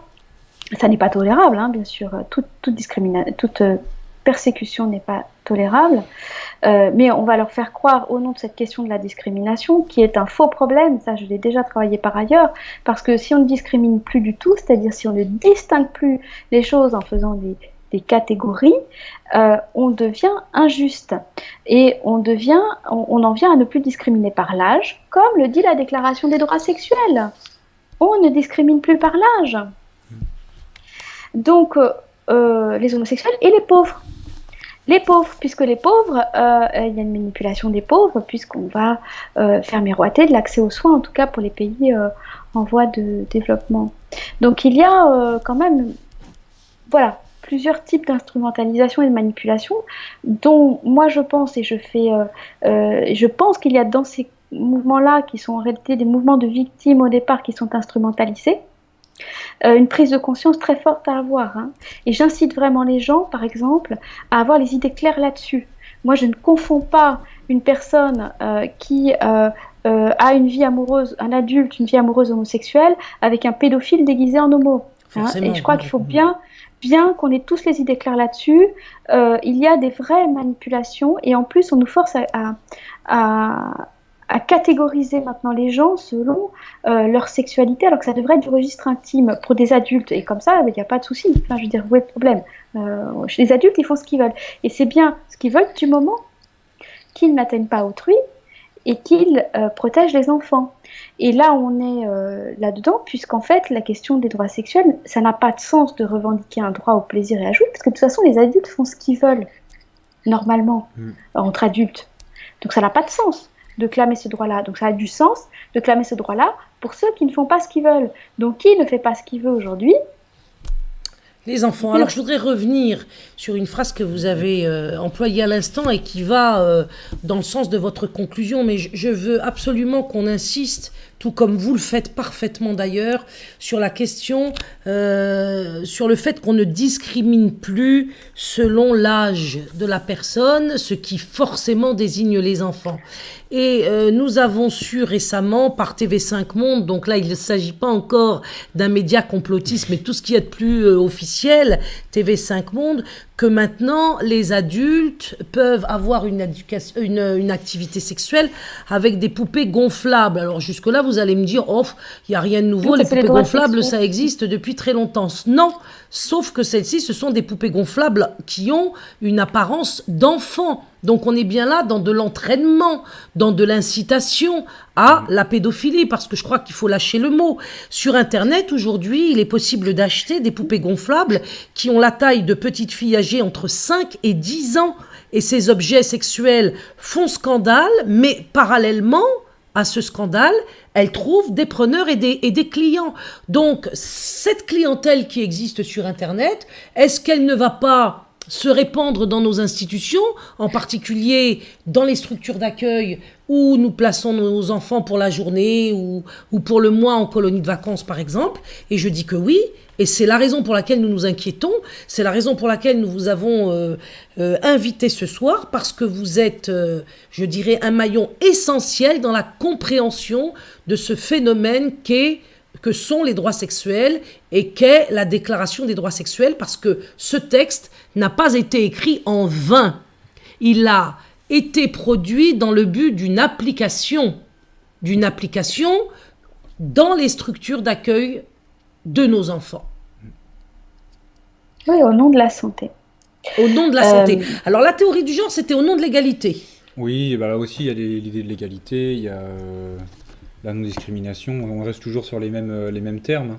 Vous nous aviez parlé aussi du terme de harcèlement, vous pouvez nous redonner l'étymologie, c'était intéressant. Oui, sur cette question de l'égalité, c'est important parce que la philosophie, ça fait quand même des lustres qu'elle l'a pensée, puisque Aristote, dans l'éthique à Nicomaque, distingue bien l'égalité arithmétique, 1 égale 1, donc en gros, l'égalité arithmétique, ça serait quoi? Ça serait l'État décide que tout le monde doit payer 20 000 euros d'impôts, quel que soit ce qu'on gagne. C'est ça l'égalité arithmétique. Et l'égalité géométrique, c'est-à-dire proportionnelle. Or, l'égalité qu'on nous vend, c'est une égalité arithmétique, c'est-à-dire nous sommes égaux 1 égale 1. Et avec une confusion savamment entretenue. Alors, il y a des gens qui arrivent à penser, qui disent non, mais c'est pas exactement ceci, cela. Il n'empêche que cette confusion est entretenue. Et cette égalité arithmétique, c'est l'étymologie même du mot harcèlement, donc on retrouve bien sur le système paranoïaque et le système totalitaire, puisque harceler, ça veut dire égaliser un champ à la herse. Ça veut dire mettre tout le monde au même niveau. Et c'était une métaphore utilisée par Denis de Syracuse pour décrire son mode de pouvoir. Et puis c'est pas agréable en plus. Tyrannique. Et c'est un terme qui a été repris par les nazis au début des années 30, la Gleichschaltung, qui est l'égalisation du peuple, c'est-à-dire tous ceux qui dépassent et qui sont... Voilà. Pour finir, y a-t-il de l'espoir? D'ailleurs, avant de finir, excusez-moi, Ariane, avez-vous quelque chose d'autre à ajouter? Ou pouvons-nous en arriver à la conclusion? Et ma conclusion, c'est une question que je vous pose. Y a-t-il de l'espoir?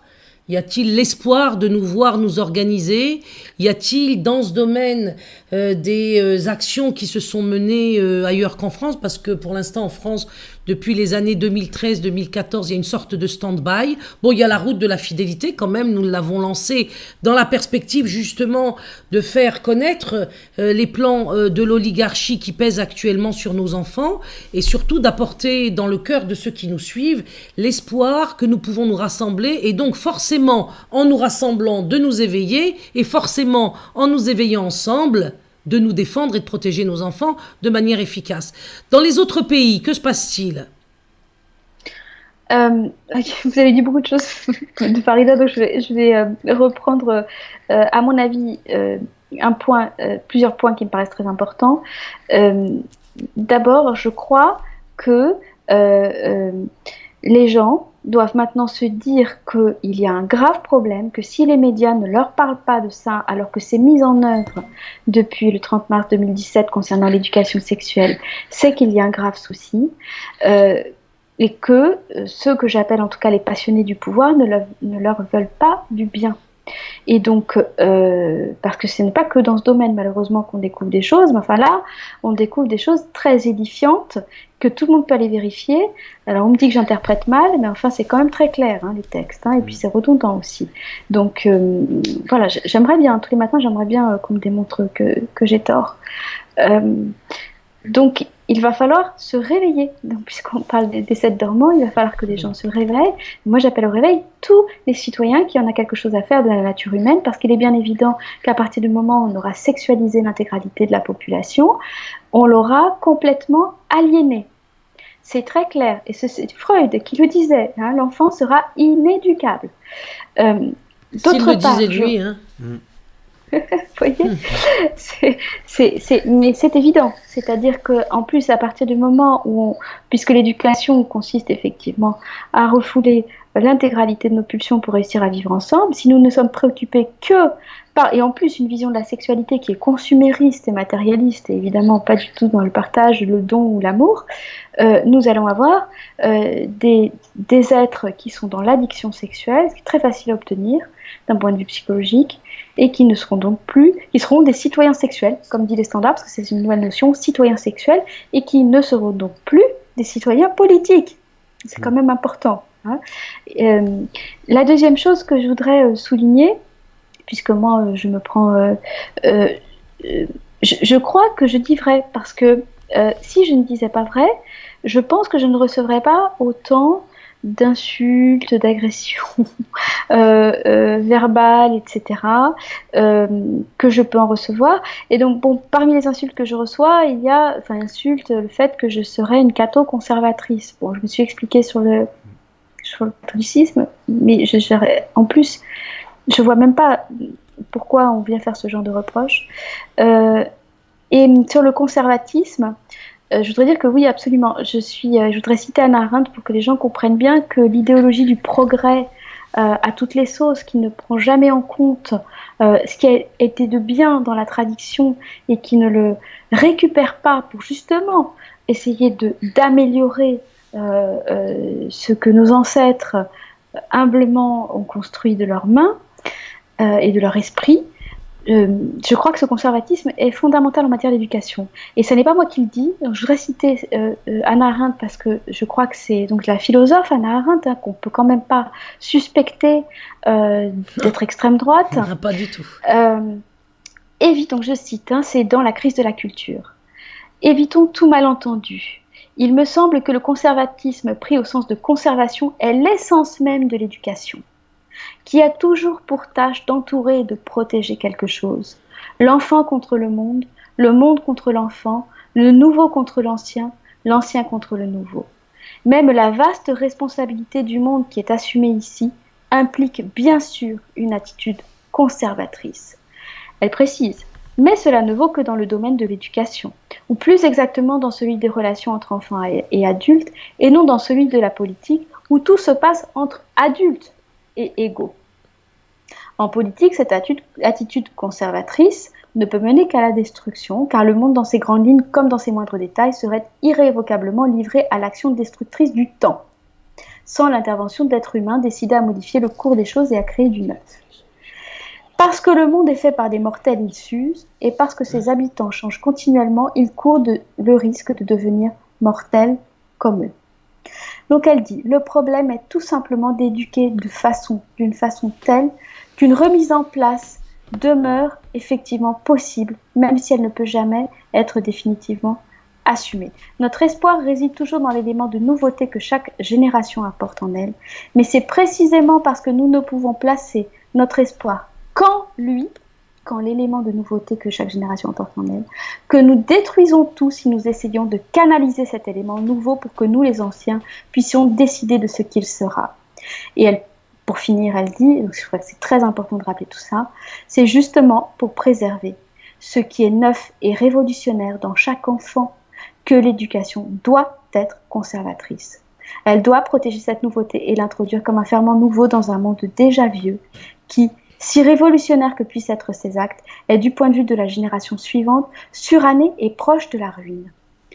Voilà, moi je suis conservatrice en matière d'éducation et j'incite effectivement les gens à l'être du point de vue de l'argument, pas de l'opinion. Là on est sur des arguments.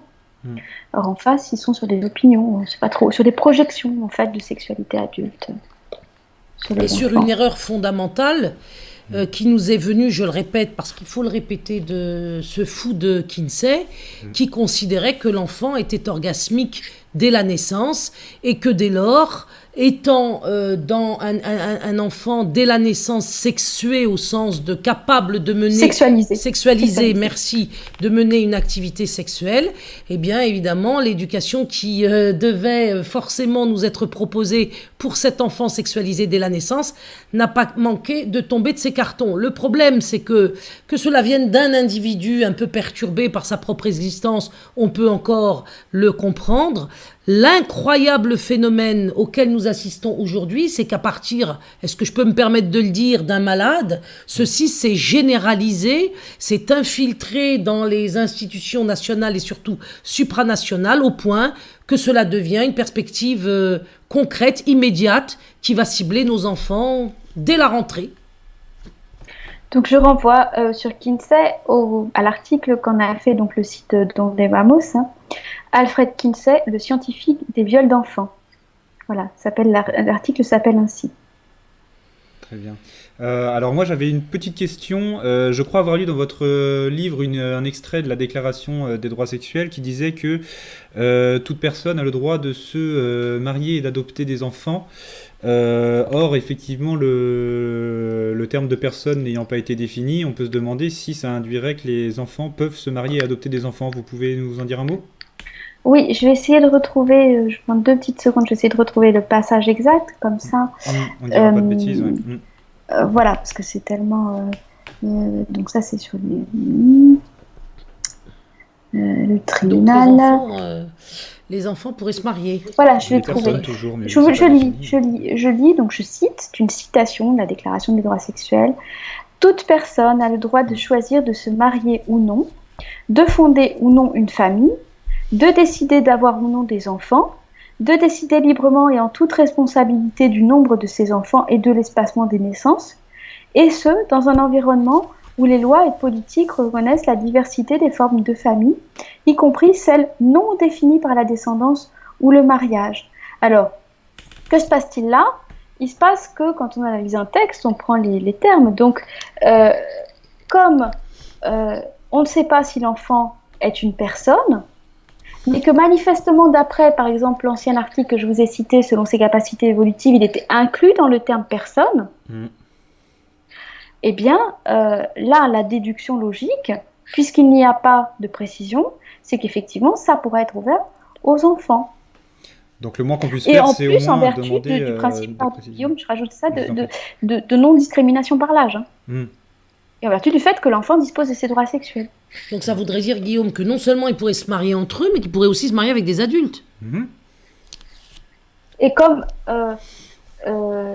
selon la diversité des formes de famille et comme l'inceste n'est jamais précisé, on peut aussi supposer, en tout cas c'est confus et ouvert, qu'un père incestueux, par exemple, pourrait faire une famille avec sa fille. Puisque les formes de famille, y compris celles non définies par la descendance ou le mariage. C'est tout à fait renversant. Oui. C'est-à-dire que tout va être interprété de telle façon, ou tout peut être, excusez-moi, tout peut être, soyons quand même un peu plus prudents, tout peut être interprété de telle façon que tout peut être possible. Voilà. Entre les enfants, des enfants en destination des parents, entre les membres de la fratrie, entre la fratrie et ses géniteurs que sont ses parents, etc. Et est-ce que ça se limite à l'espèce humaine? Tu veux dire, est-ce que la zoophilie serait autorisée? Oui. Ça, Est-ce que l'animal est une personne dans la déclaration des droits que- sexuels? En tout cas, C'est ça, on ne sait pas. On ne sait pas. Parce qu'en gros, c'est s'il n'a pas... si une personne... Enfin, oui. Parce qu'il y avait l'idée que s'il n'y a pas de résistance, en fait, on considère ça comme un consentement. Donc, peut-être que ça pourrait rentrer dans ce champ-là, quoi. C'est-à-dire, j'ai pas Ben oui, compris. puisque J'ai pas C'est-à-dire parce que que si s'il n'y a la pas relation de la sexuelle et violence, qu'il n'y a pas c'est dans la résistance. Ouais. Pardon. S'il y a relation sexuelle et qu'il n'y a pas de résistance, on pourrait considérer ça comme un consentement. De la part de qui le consentement Ah, muet? Bah justement, De la c'est part pas- de l'animal, bah, de la part de justement, l'enfant, c'est pas de- précisé, mais on pourrait penser que ça peut rentrer là-dedans. Enfin, je sais pas. Ah voilà, donc on peut considérer Ouais. que les actes de pédophilie pourraient être considérés comme comment dirais-je, une possibilité d'exercer ses droits sexuels. De pédophilie, Je de crois. zoophilie, de tout ce qu'on peut, de tout ce que l'homme pourrait imaginer, quoi. Ouais. Je vous Ok. prends une autre citation, par exemple, une courte. Toute personne, et en particulier s'il s'agit d'un jeune, donc un jeune c'est quel âge, a le droit d'apporter sa contribution à des programmes complets d'éducation à la sexualité et à des politiques relatives à la sexualité. Et est-ce qu'un mort est une personne? Je suis désolée de vous poser des questions aussi brutales. Non mais je ris, c'est nerveux parce que c'est des textes affreux. Quand on Est-ce les qu'un mort, étudie est-ce qu'un de cadavre près, est une personne? C'est-à-dire Ouais. qu'est-ce que nous pourrions jouir de nos droits sexuels avec nos parents morts, nos amis morts, Ouais. ou nos employés morts, ou je ne sais que. Parce Mais que en là, fait- effectivement, la question est posée. Nous sommes en train de prendre conscience du degré d'horreur, finalement, qu'il est possible de tirer de l'ambiguïté et des silences de ce Ouais, texte. mais en fait, Farida, c'est pas à Ariane que nous devons poser ces questions, c'est précisément à ceux qui ont rédigé ces textes et qui comptent les faire appliquer, et qui soient beaucoup plus précis, beaucoup plus rigoureux dans leur définition, qui posent les limites, qui parlent de protection de l'enfance, de lutte contre la pédocriminalité, et que tous les sujets qui doivent être là dans le cadre de lois qui concernent les enfants soient bien présents, quoi. Absolument, absolument, et je crois qu'à minima, même si ces personnes ne sont pas mal intentionnées, j'en sais rien, mais on doit leur demander des clarifications, et aussi pourquoi, et on retrouve ça aussi dans le système paranoïaque, c'est que l'expert n'est jamais consulté. Il n'y a jamais d'intervention dans ces textes-là à la base de spécialistes de la vie psychique de l'enfant ou du traumatisme qui auraient dit non mais attendez, il y a un problème quoi. Moi, je ne pense pas, excusez-moi de vous contredire, mais on est là aussi un petit peu pour débattre, que l'on doive s'adresser aux rédacteurs de cette déclaration, parce que je les crois partis tellement loin qu'ils ne me semblent plus, en tout cas à mes yeux, des interlocuteurs crédibles. Moi, ce qui me paraît important, c'est de m'adresser, comme nous le faisons là ce soir, grâce à vous, Ariane, grâce aussi à tous nos invités qui nous ont suivis sur la route de la fidélité au travers de ces lives. Je crois qu'il faut qu'on s'adresse les uns aux autres, nous les parents protecteurs, nous les familles, nous les membres de ce peuple que vous avez évoqué au début de ce live, et c'est effectivement ceux dont on sait qu'ils ont intérêt par bienveillance et par empathie les uns à l'égard des autres de se liguer pour se défendre, que le dialogue doit avoir lieu. Tenter, nous l'avons vu dans le cadre des journées de retrait de l'école, tenter des débats, des échanges, des dialogues avec l'institution, c'est perdu d'avance. En général, quand on va se livrer à un échange, à un dialogue avec l'institution, à moins d'être particulièrement fort, ce qui n'est pas le cas des familles, en général, on ressort perdant. On ressort vaincu, on ressort convaincu qu'il faut effectivement de nouveau livrer ses enfants. Donc le risque n'en vaut pas la chandelle. Moi je suis à l'égard des vaccins suspects dont on parle beaucoup pour la mise en œuvre d'un principe de précaution. Eh ben je dirais aujourd'hui dans le cadre... C'est pareil, voilà. Voilà, on est d'accord. C'est-à-dire que dans le cadre... Je voudrais citer, moi je suis complètement d'accord avec ça. Parce que bon, quand on voit à quel point ces textes sont vérolés, on se pose quand même un certain nombre de questions. Mais vous irez lire, les auditeurs iront lire les articles qui ont été faits par les journalistes d'investigation de Don Debamo sur ce qui se passe, qu'est-ce qu'il y a autour de tout ça. Mais je prends un exemple, une citation, pour vous dire que tous les gens qui ne sont pas d'accord, face à ces grands tolérants que nous avons en face, vont subir des représailles. Alors, c'est dans la Déclaration des droits sexuels. Les États prendront des mesures pour empêcher des tierces parties de violer les droits sexuels d'autrui. Les mesures ne sont pas définies, ne sont pas limitées, et il est même question à d'autres endroits, je vais essayer de vous retrouver ça, mais il faut s'attendre très très clairement à des représailles. Moi, j'ai assez confiance, Ariane, excusez-moi de vous interrompre, je pense que tout est affaire de coalition. C'est-à-dire que nous avons ici, dans le texte, une suggestion psychique dont ils sont les spécialistes, c'est la déclaration implicite ou explicite d'ailleurs, selon laquelle ils seraient invincibles. Je ne crois pas, Ariane, à leur invincibilité. Non. C'est-à-dire que la question des représailles pour moi se gère, des représailles pour moi se gère dans le cadre d'un rapport de force. Soit nous sommes faibles, mais de toute façon nos enfants seront sacrifiés et il n'y aura pas besoin de mettre en œuvre des représailles pour nous abattre puisque nos enfants seront, comment dirais-je, violés d'une manière ou d'une autre, leur intégrité, leur moralité, etc.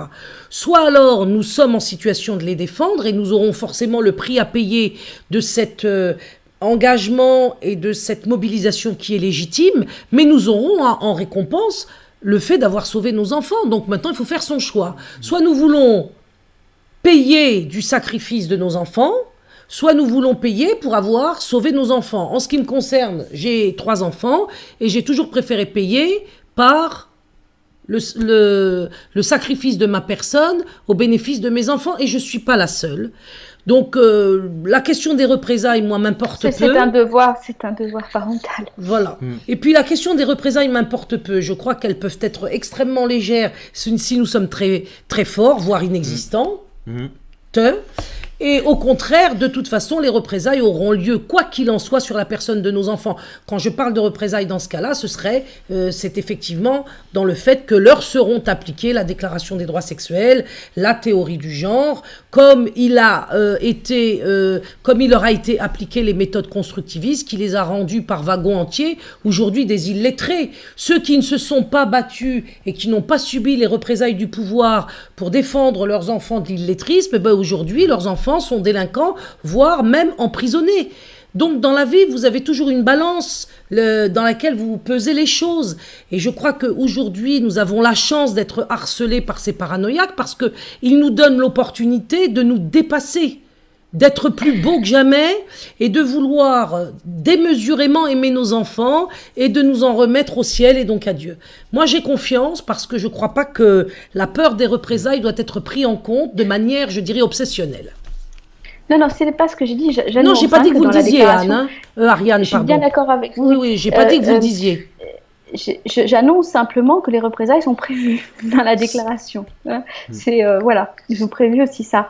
Mais ils ont prévu aussi de massacrer nos enfants. Donc, je pense surtout que nous en sommes à un point de non-retour dans bien des domaines et que là, notre seule chance, c'est de résister parce que si nous ne résistons pas, nous aurons aussi la responsabilité d'une part du sacrifice des enfants, mais du sacrifice de toutes les générations futures, et donc de l'humanité. Et donc, et encore une fois, je reviens à ce que j'ai dit au début, je crois que la France a un rôle énorme à jouer là-dedans, en tant que anciens modèles dans le monde. Et c'est pour ça que moi je soutiens votre action. Et je trouve qu'il faut vraiment réveiller les Français.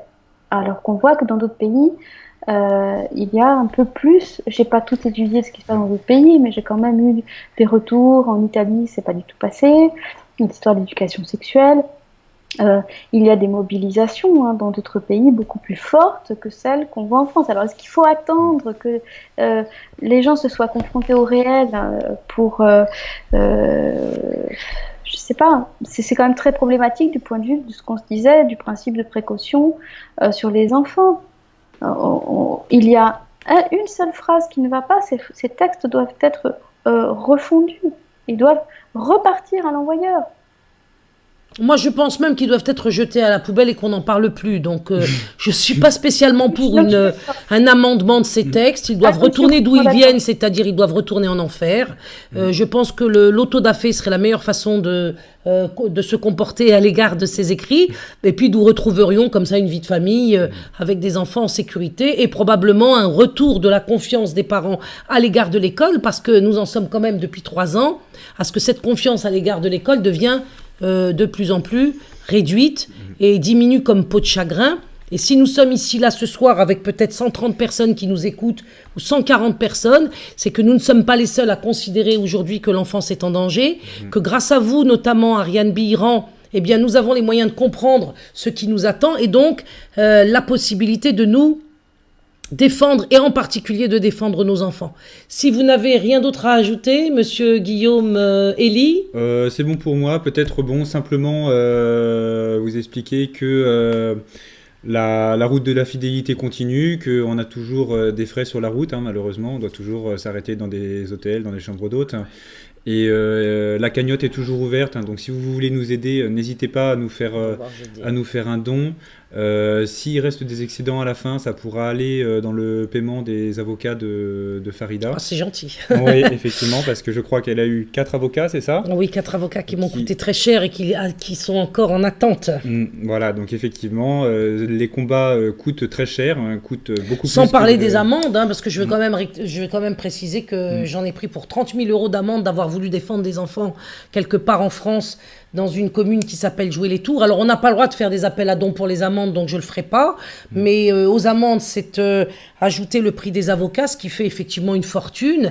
Et là, on est dans le domaine des représailles, par exemple. Vous voyez, Madame Bihiran, mais je crois que c'était le prix à payer, parce que tout cet argent qu'on me réclame aujourd'hui, finalement, je suis obligée de le verser, mais je le verse avec une certaine gaieté de cœur, parce que cette somme représente le salut de nombreux enfants qui n'ont pas été atteints grâce à l'action Les Journées de retrait de l'école. Et je pense que vous pouvez vous regarder honnêtement dans une glace et regarder Dieu bien en face également. Je vous remercie Guillaume. Je vous en prie. Anne Bihiran, je vous remercie beaucoup. Je voudrais vraiment que tout le monde ici se procure le plus rapidement possible son ouvrage sur le site Amazon. Cet ouvrage est extrêmement clair, il est extrêmement simple à comprendre, il vous donne toutes les sources, il est référencé, il vous explique en termes extrêmement accessibles de quoi il en retourne concernant les droits sexuels, en quoi c'est une imposture. En plus, il n'est pas long à lire, vous qui êtes toujours pressé. Je ne sais pas combien il coûte, Madame Bihiran, votre livre. En fait, il y a 2 formats. Il y a un format accessible pour tout le monde que j'ai fait à 4 €. Donc, c'est le Kindle, le format Kindle. Et le format en brochet, il a 14 et quelques euros. Voilà, le format brochet à 14 €. Pour ceux qui veulent m'aider, ils prennent le format en brochet. Parce que ce sont... Moi, j'appelle à ce qu'on prenne le format brochet. Ce sont des recherches que je fais. Je ne suis pas en train de m'enrichir, bien que les gens prennent conscience. Je suis en train de prendre des risques. Je pourrais être pépère parce qu'encore une fois, je ne suis plus en Europe. Il faut aussi que je recadre. Moi, je ne suis pas concernée directement. Et donc, je le fais vraiment par souci de l'humanité. Donc voilà. Et donc, comme j'ai d'autres recherches à faire, ça prend du temps. Ça prend du temps sur tout, sur ma vie de famille, sur mon travail. Voilà. Donc, c'est un texte, je le répète, qui est essentiel. C'est le texte qui me paraît le plus important à lire pour la rentrée. Je rappelle aussi le livre de Philippe Gendroc, qui nous expliquait justement un certain nombre de secrets et de vérités sur les vaccins. Pour vous procurer ces 2 livres, vous vous rendez sur Amazon, c'est très facile, vous avez une version pas chère, une version brochée qui est aussi une version de soutien. Merci Ariane Biran, j'espère que nous aurons l'occasion d'avoir le privilège de vous revoir sur notre antenne. Priez tous pour nous, priez pour qu'Ariane Biran continue ses travaux si précieux pour nous éveiller et nous informer de ce qui constitue les plans de l'oligarchie contre nos enfants. On va finir avec une note un petit peu joyeuse. Je voudrais, après toutes ces mauvaises nouvelles, entre guillemets, mais aussi tout cet espoir que nous donne Ariane en nous informant, retourner sur la route de la fidélité. Romane, est-ce qu'on peut pas revoir notre petite marche à pied avec notre petite musique pleine d'allégresse pour soulever les cœurs et repartir au combat des demain. Merci Ariane, bonsoir à tous. Merci à vous. Merci, bonsoir Ariane. Merci à tous. À bientôt Ariane, bonsoir à tous. Allez sur les routes.